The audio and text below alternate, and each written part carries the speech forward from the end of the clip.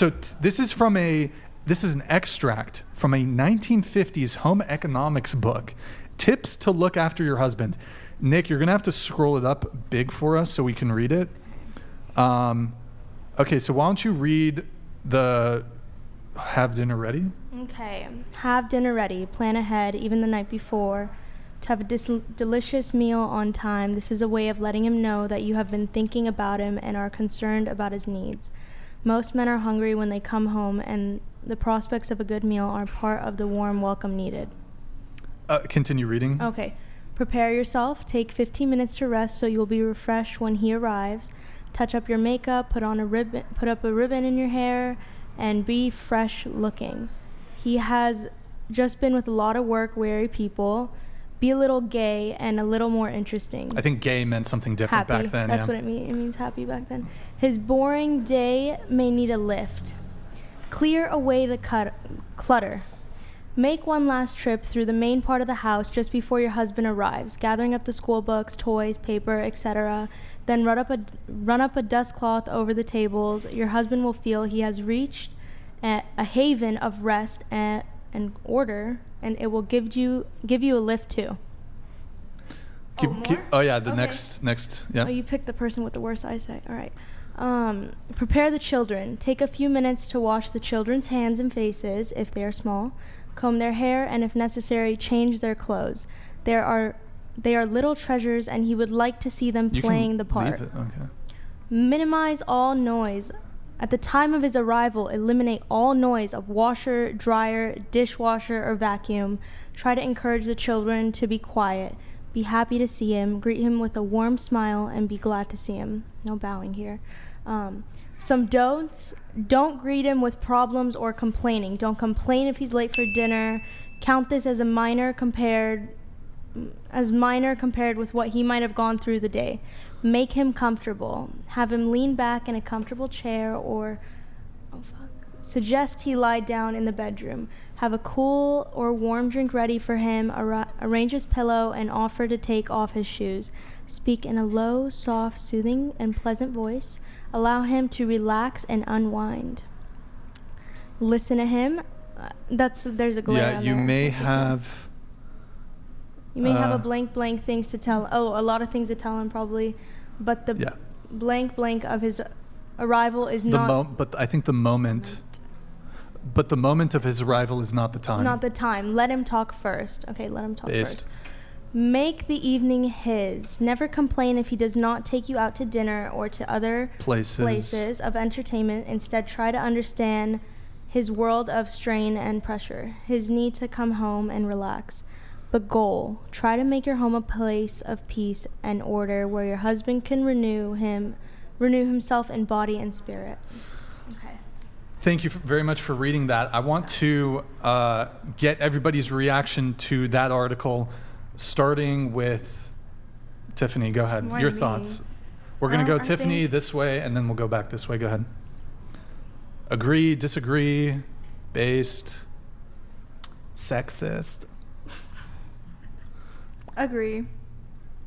Agree? Mm-hmm. Okay. Agreed with everything. Okay, that's fine. I forgot some of the things. Sure. What did you think of that?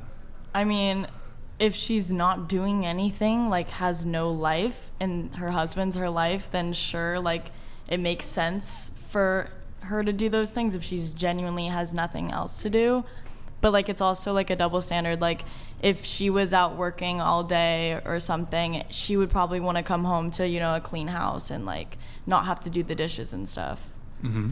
But I don't know. I think some of them are excessive. Like she doesn't need to be like his mother and be like put him to bed and like I don't know. I feel like some things, Sure. adults can do independently. Sure. I think some parts of it are, like, I agree with, some parts I don't. I do think it's important to point out it was from the 1950s, so, like, a lot of things are changed. And, even nowadays, like, if that is something that you want to do, that's cool. Like, maybe that's your preference. But for me personally, I do like some level of independence and some kind of equal partnership in the relationship. But I do like more of, like, flexibility, and partner to partner, it's different. So, Okay, what about you? I totally agree with everything this says. You said, like, if you were working, you'd want to come home to a clean place, too. Goes both ways, but I can never see my man clean or cook because it's such a turn-off. Like, so I would want to do all the things that it said on there. Okay. Was there anything you disagreed with, or pretty much everything. Seemed pretty okay? Yeah, everything's good. What about you? I agree with pretty much everything. I think it's very valid. It brings me peace knowing that I can bring my significant other peace. Yeah, I think it was beautiful. I agree 100% with everything that was on that. Okay. Good shit. But that's also like considering that like women didn't have like a lot of rights or like didn't work, and you know, like I feel like it's such a different time period. Like I wouldn't agree with this like per se today. But okay, what about in a situation where the even today the man is the sole breadwinner? I mean, I don't know. I guess if they're the main breadwinner and the woman genuinely has nothing better to do, then yeah. Well, Donated I'll respond to that. $99. This excerpt is in line for the book Fascinating Womanhood, and I have seen these values in action as a former Mormon. Can I add to this? Yeah, sure. Go ahead. I'm actually a former Mormon. I was raised Mormon. So all of those values. Can I bring my mom as an example onto this? Sure. So my dad and my mother met when they were 19, 20, or early 20s. They were working at a JCPenney in Escondido. My dad went on to serve his mission in Uruguay for 2 years, and my mother waited for him for those whole 2 years. And when he came back, they dated for 2 weeks, got engaged, and then my dad provided for her. She went on to have 7 kids. Spent pretty much my whole childhood staying at home, doing the cooking, the cleaning. I've never once seen my parents argue, never.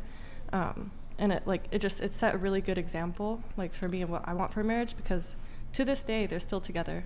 My mom was my dad's first, and so I don't know. Based. Yeah, very based. And super based. It's something that I want for myself too.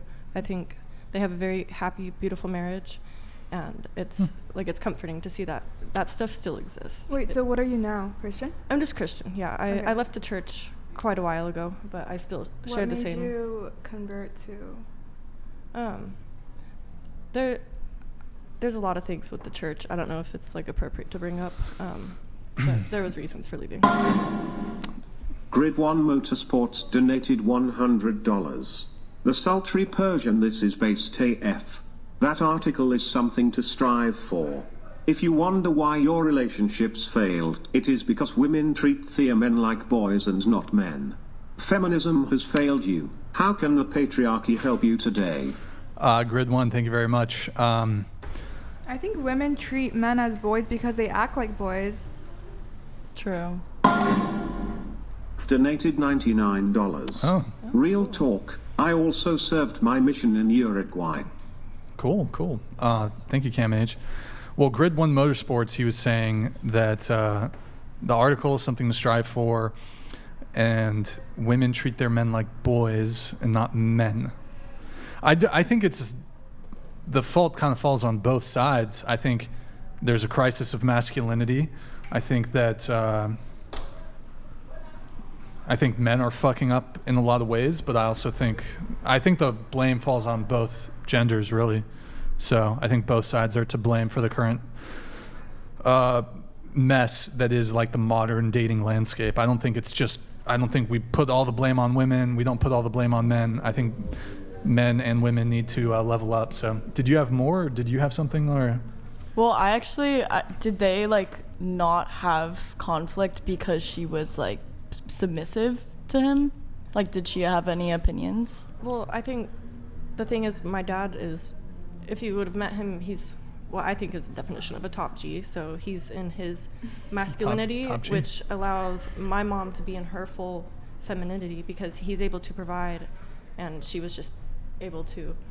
So I think I agree. Yeah, I think it's a two-way street. I think gender roles are an amazing thing. I believe in them.